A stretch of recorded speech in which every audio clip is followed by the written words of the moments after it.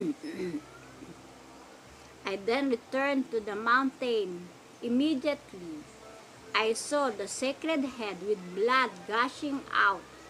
The agonizing Jesus said, "My son, listen. No matter what your scientists do, I will send my justice to the world. I will change the axis of this earth. The earth will change from its course. There will be darkness in the heart of people and in the nations of the world for 3 days."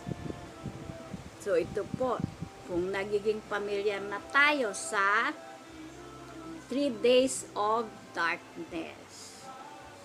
Yon. Ayan, bumalik siya sa mission. Nakita yung sacred head with blood gushing out. At ang sinabi ng ating agonizing Jesus, "Anak ko, makinig.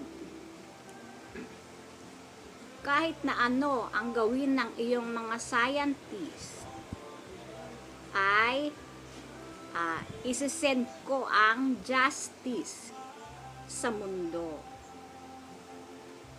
I will change the axis of this earth." Babaguhin ang axis ng mundo at ang earth ay mag-change mula sa kanyang course. At ang darkness, magkakaroon ng darkness sa mga puso ng mga tao at ng mga bansa. Sa puso ng mga tao at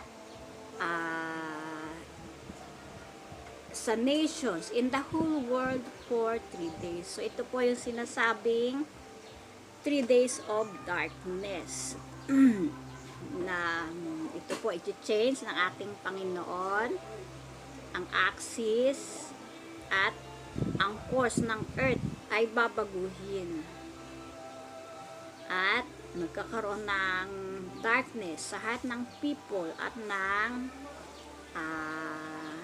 at ang nation of the world ay magkakaroon ng darkness ng 3 days. So ito po, kung nagiging pamilya na tayo sa 3 days of darkness na sinasabi, ito po yung na naririnig na natin na magkakaroon ng 3 days of darkness. I-change ang axis